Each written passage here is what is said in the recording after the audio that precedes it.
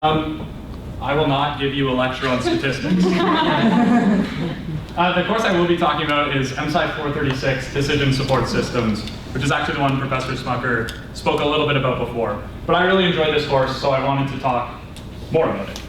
And the title of the course is kind of ethereal. It's hard to get a really good understanding of what that means. So before I dive into it though, I want to set some context, and it's the first line of the slide, which is, making decisions is really hard. And we see that every day in sort of just regular life. Even things that should be really trivial, like picking a restaurant or deciding what to watch on Netflix, take up way more time than they deserve to take up. So it becomes pretty clear that if there's more on the line, millions of dollars at stake, high pressure situation, you probably want something a little bit more rigorous than human judgment to help you figure out what you should do. And that's exactly what MSCI 436 focuses on, is teaching you how to build out the tools and models to start at a particular point and get to a particular conclusion. And this kind of looks like if you had a giant set of data, helping you go from that data set to a few alternative solutions to ultimately picking what you're going to end up doing.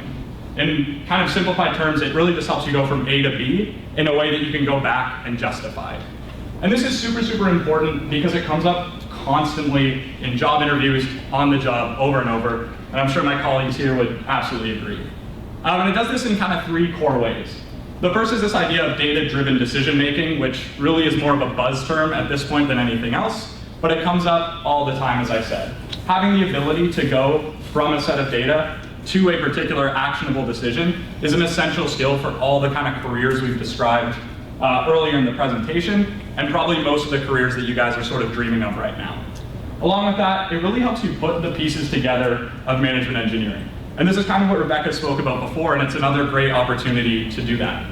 It lets you combine some of the pieces of statistics and logistics to build out these really cool models to solve problems that you might not have thought a management engineer would really be involved with solving.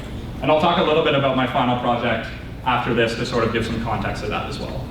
And the final point is it lets you understand why you're doing something. And this is obviously really important in any sort of job scenario, but having the ability to be in an interview or in a job setting and say, like, step by step to your manager why you've arrived to a particular conclusion is so, so important at any stage in your career, but particularly as a co-op where you're still kind of fighting for that credibility among your team, because obviously you can't just walk in and start saying, do X, Y, and Z.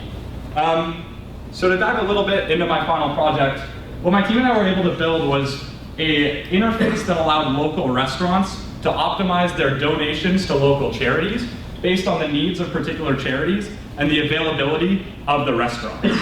And this is one of those problems that integrates some of the statistics that Pallavi covered, some of the logistics that Rebecca covered, and puts them together in a really cool way that sort of helps you bridge that gap between academia and real-world problems, which is always a really rewarding experience. And it's a mandatory course now, so you don't have a choice. You have to take it.